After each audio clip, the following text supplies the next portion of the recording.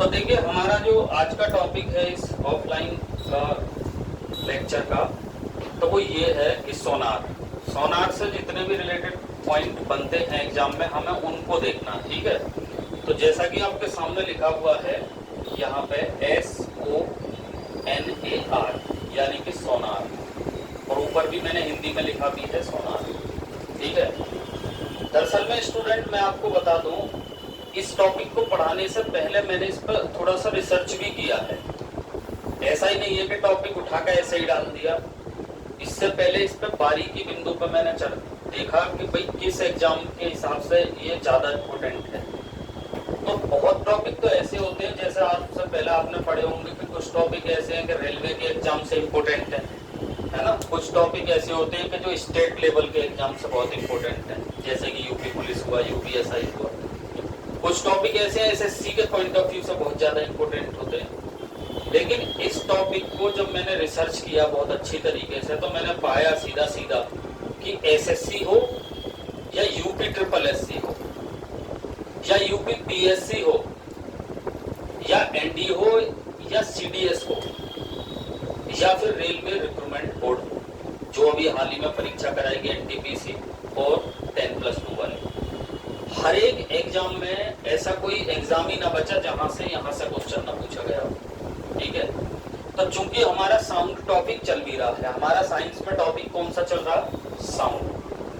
Sound यानी कि आप जानते होंगे ध्वनि, ठीक है। साउंड में हम लास्ट में चल रहे हैं बिल्कुल, बाकी मैंने पढ़ाई दिया है साउंड। तो हमारा टॉपिक चल रहा है ये। जैसा मैंने पहले बताया, कुछ बेसिक बिंदु अभी बता के चल रहा हूं, उन्हें सिर्फ सुनेंगे सभी स्टूडेंट, क्योंकि वो चीज मैं पहले भी बता चुका। ध्वनि तरंगे कैसी होती हैं? तो ध्वनि तरंगे जो होती हैं वो हमारी यांत्रिक तरंगे होती हैं, जैसा कि मैं पहले भी बताया, ठीक है। ध्वनि तरंगे कौन सी होती है? यांत्रिक। तो दरअसल में स्टूडेंट इस टॉपिक का संबंध जो है आपका उन्हीं तरंगों से है। ये बात पहले तो बिल्कुल बेसिक रूप से जान लो। मैं इसे लोअर से बॉटम की तरफ लेकर चलूंगा, यानी कि निचले स्तर से और ऊपर तक, जिससे कि आपके हर एक सवाल क्लियर हो, प्रत्येक क्वेश्चन क्लियर हो, ठीक है। तो इस लेक्चर को पूरी तरीके से ध्यान से सुनना है बस, ठीक है। तो उसी में कवर अप हो जाएंगे सारे क्वेश्चन। तो देखिए सबसे पहले इसकी फुल फॉर्म पर मैं बात करता हूँ, कई बार एग्जाम में आती है। तो SO4 दोनों को जोड़ के है साउंड, नेविगेशन एंड रैंकिंग, ठीक है। ये इसका पूरा नाम है सोनार का, ठीक है। अच्छा, सोनार होता क्या है? देखिए सोनार एक युक्ति है, ये जान लो बिल्कुल एकदम। युक्ति का मतलब समझ लीजिए, युक्ति यानी कि कोई उपकरण ऐसा। और ये जो एक युक्ति है, इसका जो प्रयोग किया जाता है सोनार का, किस चीज में किया जाता है, अक्सर वहां से सवाल आते हैं एग्जाम में। तो देखो ध्यान रखना, ये जो है ये एक युक्ति है, क्या? सोनार। क्लियर? तो पहले समझेंगे ये युक्ति है यानी कि एक उपकरण है, कोई भी एक ऐसी चीज है। दरअसल में जो सोनार है उसमें चूंकि हम ध्वनि पढ़ रहे हैं, हमारा लेक्चर ध्वनि चल रहा है, तो आपको एक बात याद रखनी है, कई बार गहराई से क्वेश्चन बनते हैं एग्जाम में। तो हमने साउंड में वेव पढ़ी थी कई सारी, ठीक है। और हम जानते हैं कि अगर बेसिक सवाल एक एग्जाम में आ जाए कि सोनार में किस प्रकार की तरंगों का उपयोग किया जाता है, किस प्रकार की तरंगों का उपयोग किया जाता है सोनार में। देखिए सोनार से रिलेटेड अभी जो पॉइंट बनेंगे उन पर हम चर्चा करेंगे, मैं थोड़ी गहराई वाले क्वेश्चन ले रहा हूं।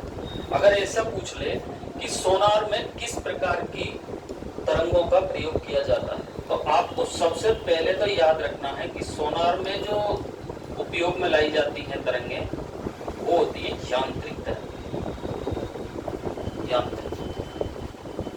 और जिस बच्चे को ये मालूम होगा स्टूडेंट की यांत्रिक तरंगे इसमें आती हैं, तो वो अपना आप यांत्रिक कर देगा। यांत्रिक तरंगे कौन सी होती हैं? ध्वनि तरंगे ही यांत्रिक तरंगे होती हैं, क्योंकि इनके संचरण के लिए किसकी माध्यम की आवश्यकता होती है।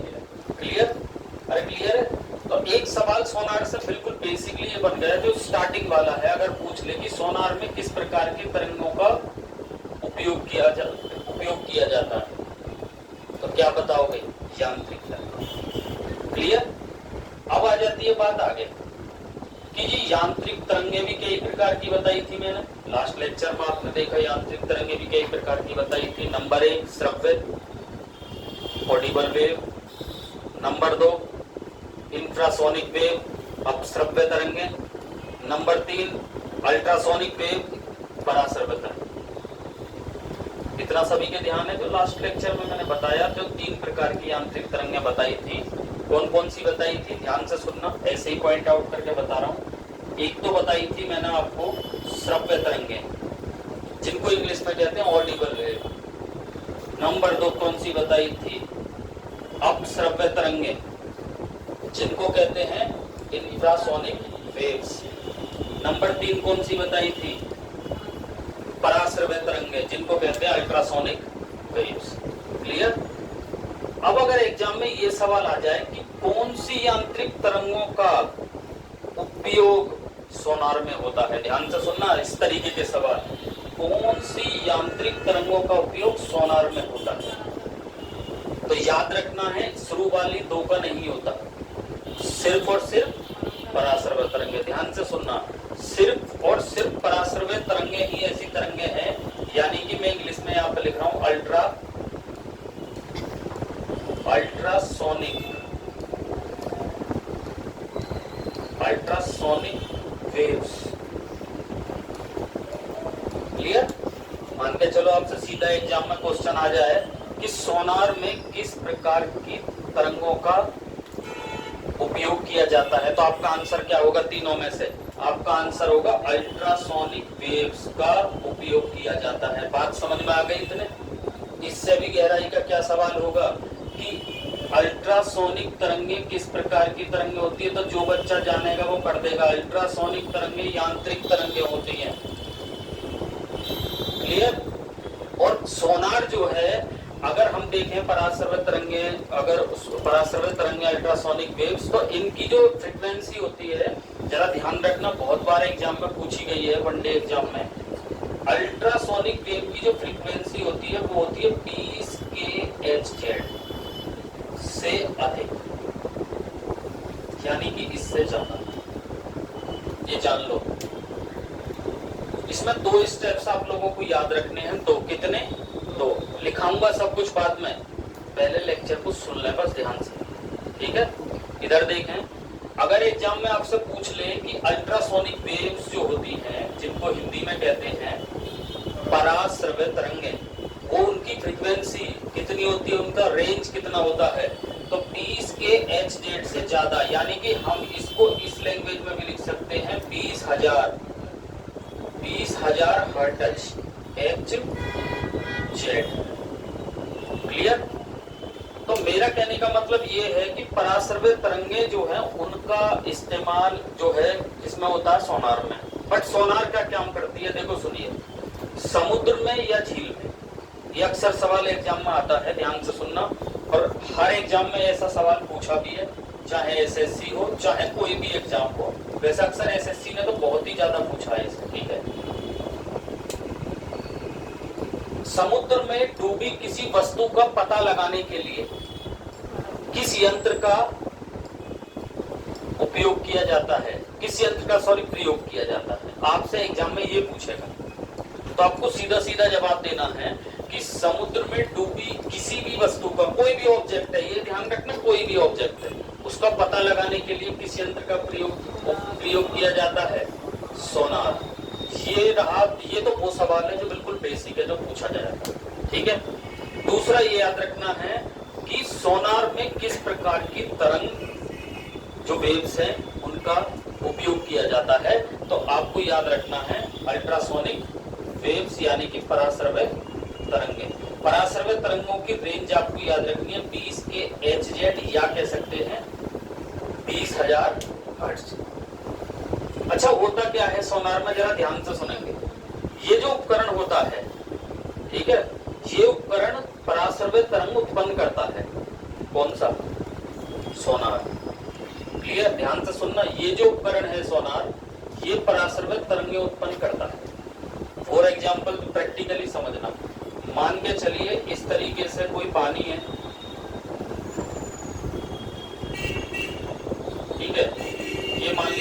पानी है, क्लियर, और पानी में कोई भी ऑब्जेक्ट अंदर है, कोई भी ऑब्जेक्ट पानी पड़ा हुआ है, सोनार से उस ऑब्जेक्ट की स्थिति का पता लगाया जाता है कि वो ऑब्जेक्ट किधर है। समझ रहे हैं ना? जैसे अगर मान के चलो सोनार से होता क्या है, सोनार से पराश्रवित तरंगें भेजी जाती हैं पानी में नीचे की तरफ। बात समझ में आ गई? तो अगर एग्जाम में ये भी पूछ ले कि सोनार से किस तरह कौन सी तरंगें भेजी जाती हैं, तो आप कह दोगे अल्ट्रासोनिक वेव्स, या फिर हिंदी में पराश्रव्य तरंगें। जब वो नीचे भेजी जाती हैं तो वो तरंगें इस पर टकराती हैं, ऑब्जेक्ट पर, जो भी ऑब्जेक्ट है। अब ऑब्जेक्ट कोई भी हो सकता है, ठीक है, वो उससे टकराती है। अब ध्यान से सुनना, लेकिन यहां से जब ये टकराने के बाद वापस होती है किसकी तरफ? सोनार की तरफ, तो ये एक अपना सर्कल बदल देती है। यानी कि इसको हम ऐसा कह सकते हैं कि विद्युत संकेतों के रूप में जाती हैं। फिर किसके रूप में? विद्युत संकेतों के रूप में जाती हैं, और इसका प्रतिबिंब वहां बना देती है जो नीचे होता है, इसका प्रतिबिंब। कौन सा? प्रतिबिंब। यानी कि जो नीचे ऑब्जेक्ट है, ध्यान से सुनना, जो नीचे ऑब्जेक्ट है ये, इसका प्रतिबिंब ऊपर सोनार पर बना देती है, तब जाके हमें उसकी वस्तु के बारे में जानकारी मिलती है। इसको आमतौर पर इंडियन नेवी भी इस्तेमाल करती है, सोनार को, ठीक है। आईएएस की परीक्षा भी नहीं चुकी है, वहां भी यूपीएससी ने सोनार से क्वेश्चन पूछा है। जैसा कि मैंने लेक्चर से पहले ही बता दिया, सोनार से जितने भी रिलेटेड पॉइंट हैं वो यहाँ पर कवर अप होंगे। उसके अलावा भी दाएं बाएं से जो भी क्वेश्चन हो रहे होंगे वो सारे के सारे कंप्लीट होंगे। ध्यान से सुनना। तो ऐसा होता वास्तव में, बट आपसे ये नहीं पूछेगा, ये तो मैंने प्रैक्टिकली बता दिया होता क्या।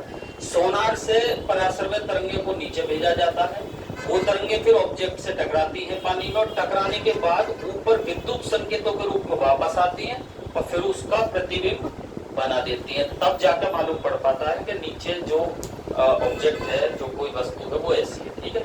और यहाँ पे तो सवाल अगर आपसे अब एग्जाम में आ जाए कभी भी, तो इस बात को हमेशा याद रखना कि सोनार का उपयोग जो है वो समुद्र में डूबी या झील में डूबी, कुछ भी हो सकता है, ध्यान रखना, क्वेश्चन में पूछेगा, उसकी स्थिति का पता लगाने के लिए किया जाता है। सोनार में किस प्रकार की तरंगों का इस्तेमाल किया जाता है? यांत्रिक तरंगों का इस्तेमाल किया जाता है।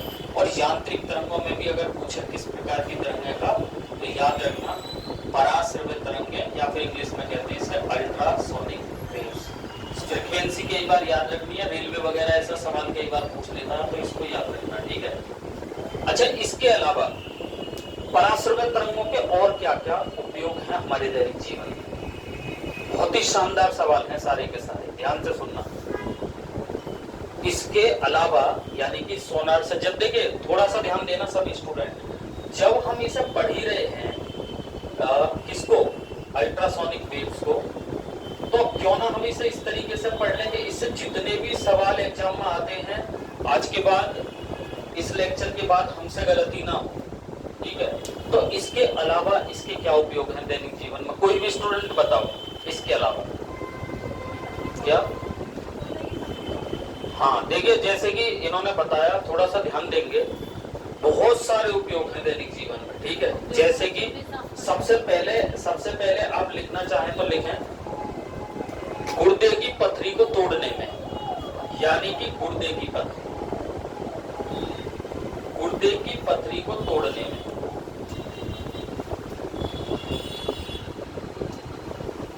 गुर्दे की पथरी को तोड़ने में। स्टूडेंट एक बात बताओ, गुर्दे की पथरी के आपने आमतौर पर सुने होंगे कई बार कि ऑपरेशन हो रहा है, तो इसमें भी इसका इस्तेमाल किया जाता है। किसका? इन तरंगों का। कौन सी? अगर आपसे अब सीधा पूछ लेना, देखो इसमें दो सवाल पूछ सकता है कि गुर्दे की पथरी को तोड़ने में किस प्रकार की तरंगों का उपयोग किया जाता है, तो आप कहोगे पराश्रव्य तरंगें, क्लियर। बट एक सवाल तो इस साल 2024 में समीक्षा अधिकारी में भी पूछा गया, अगर ये कभी साइड से बने तो इसे भी हमेशा याद रखना कि गुर्दे की पथरी किसकी बनी होती है, तो याद रखना गुर्दे की पथरी जो है वो कैल्शियम ऑक्सलेट की बनी होती है। कई बार वनडे एग्जाम में ये सवाल वैसे भी आया है, ठीक है। अच्छा, इसके अलावा अगर हम बात करें पराश्रवित तरंगों का और कहाँ इस्तेमाल होता है, तो स्टूडेंट जो हमारे उद्योग वगैरह होते हैं, बड़े बड़े उद्योग होते हैं, इन तरंगों के माध्यम से उनकी चिमनियों को भी साफ किया जाता है।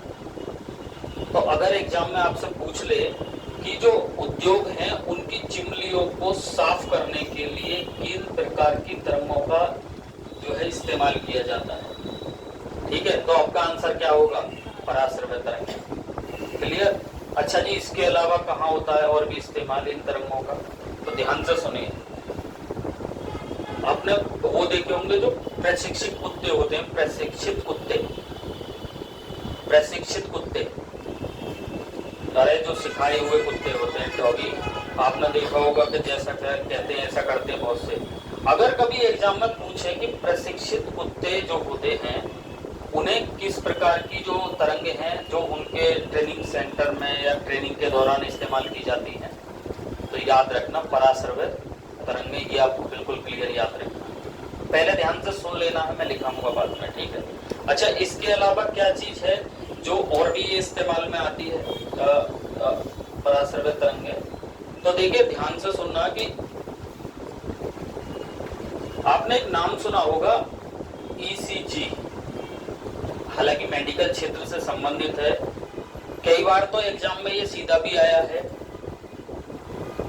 रेलवे ने खासकर इसे वैसे भी कॉमनली पूछा। ईसीजी, ईसीजी किससे संबंधित है? तो एक तो याद रखना ईसीजी हृदय रोग की जांच है, ठीक है, जो अक्सर एग्जाम में आता है। ध्यान से सुनना, ईसीजी मैं पहले कॉमन फैक्ट बता रहा हूँ जो फैक्ट वाले हैं। ईसीजी किससे संबंधित है, ये आता है तो याद रखना ईसीजी हृदय जांच की, हृदय की जो एक जांच है ऐसा कह दो। ईसीजी का पूरा नाम आपसे कभी भी भविष्य में पूछा जा सकता है, याद रखना। तो ईसीजी का पूरा नाम होता है इलेक्ट्रोकार्डियोग्राम, ये हमेशा याद रखना, हमेशा याद रखना, पूछेगा। पीडीएफ में ग्रुप में डाल दूंगा, एक बार ध्यान से सुनना। ईसीजी का पूरा नाम क्या होता है? इलेक्ट्रोकार्डियोग्राम।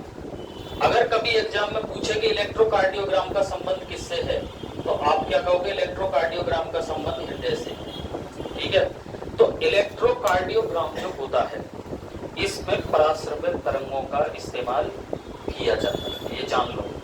यानी कि अब सवाल हमने साइड से भी क्लियर कर दिया, जो हमें हार्ट में भी पढ़ना कभी, ये ध्यान रखना। बायोलॉजी में जब हम पढ़ रहे होंगे साइंस में, उसमें जब हम हार्ट पढ़ेंगे, हृदय, तब भी हम इस चीज पर कहीं ना कहीं चर्चा कर रहे होंगे, देख लेना, ठीक है।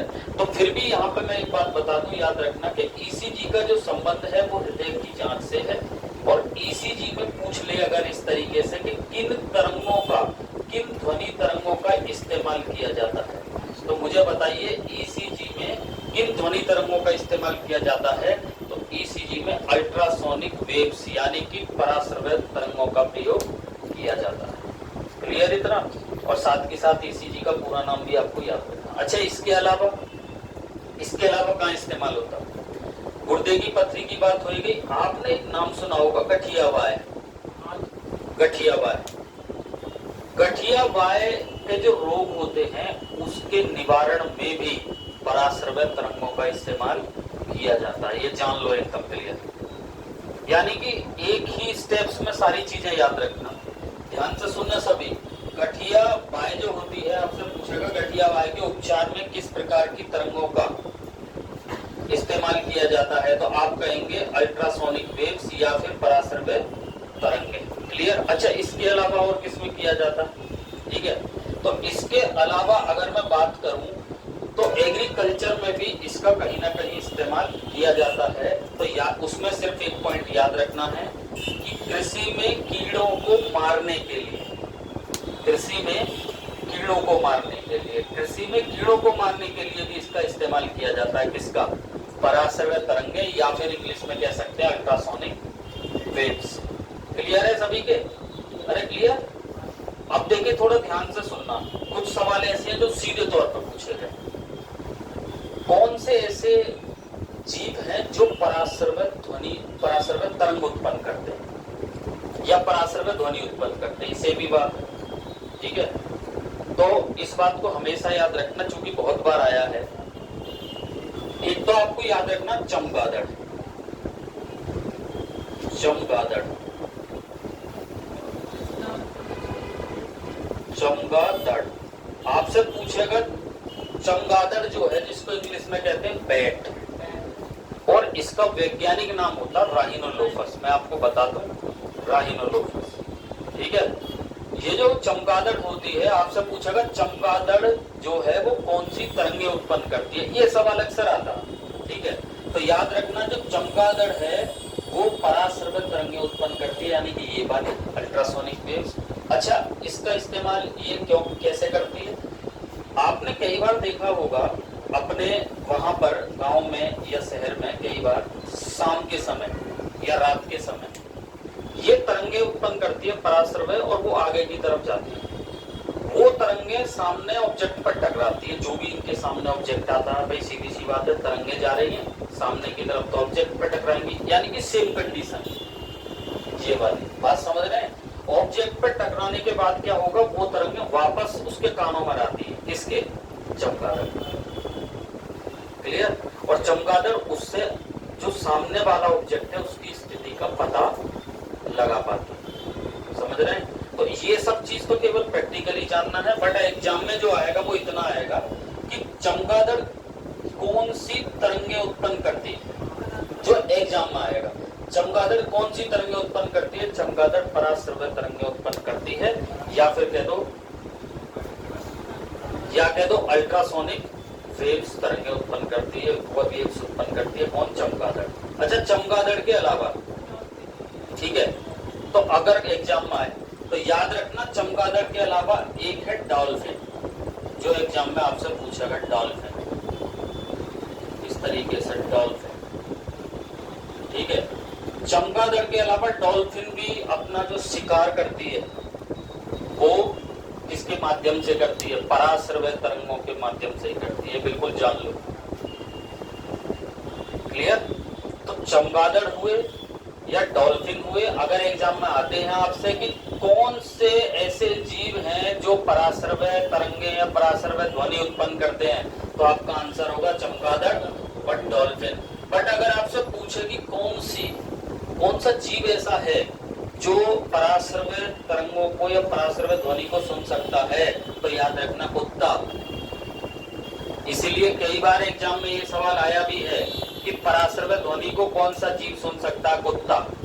याद रखना, ठीक है, क्योंकि अक्सर जो ये प्रशिक्षित कुत्ते होते हैं ना, जो ट्रेनर जो दिया जाता है जिन्हें ट्रेनिंग वगैरह, उनके ट्रेनिंग के दौरान यही तरंगें इस्तेमाल में लाई जाती हैं। ठीक है, और बाकी अगर ऐसा पूछे कि पराश्रव्य तरंगों की आवृत्ति कितनी होती है, तो याद रखना 20 के Hz से ज्यादा, या कह सकते हैं 20,000 हर्ट्ज। बात समझ में आई? अब मैं चलता हूं अपने लास्ट पॉइंट। एक नाम है सोनोग्राफी। ठीक है, एसएससी के एग्जाम में पूछा गया है, बहुत बड़े बड़े एग्जाम में आया नाम सोनोग्राफी। क्लियर? स्टूडेंट इसको कैसे याद रखोगे? जब आप इस लेक्चर को पढ़ रहे हो तो इसे ऐसे याद रखना ताकि सवाल ही गलत ना हो कि सोनोग्राफी का संबंध अगर पूछ ले कि किन तरंगों से है, ऐसा पूछेगा मोस्टली। मैं गहराई से भी बता रहा हूं, कभी पूछ ले तो सोनोग्राफी का संबंध किस तरंगों से है, किन तरंगों से है, तो देखो ऐसे याद रखना। इसकी परिभाषा थोड़ा सा सुनेंगे तब समझ में आएगी। सोनोग्राफी क्या होता है? जो उच्च आवृत्ति की जो तरंगे होती हैं, ऐसा सुनिए, उच्च आवृत्ति की जो यांत्रिक तरंगे होती हैं, जिस जैव पद्धति में वो इस्तेमाल की जाती है किसी में भी, उनको क्या कहा जाता है? उस प्रोसेस को क्या कहा जाता है? सोनोग्राफी। फिर से एक बार सुन लें, उच्च आवृत्ति की जो यांत्रिक तरंगे होती हैं, उन तरंगों का इस्तेमाल जिस जैव पद्धति में किया जाता है, उस प्रोसेस को क्या कहा जाता है? उसको सोनोग्राफी कहा जाता है। ये बिल्कुल जान लो। ठीक है, सोनोग्राफी यानी कि इस तरीके से मान लो सोनो, SO, सोनोग्राफी, GRAPH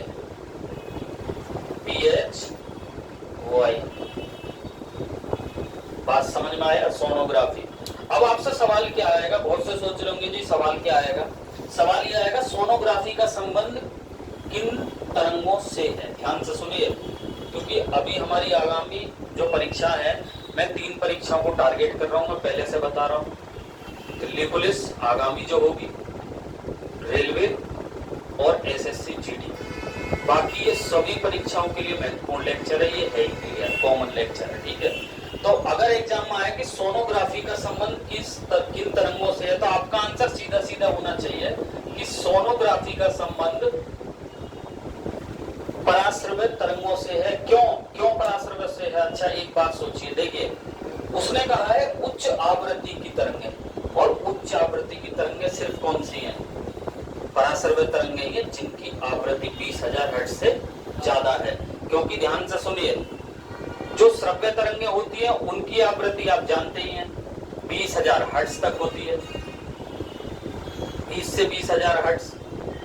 जो अपश्रव्य तरंगें होती हैं उनकी आवृत्ति 20 से कम होती है, 20 हर्ट्ज से कम होती है। जबकि जो तरंगें, जिन तरंगों की आवृत्ति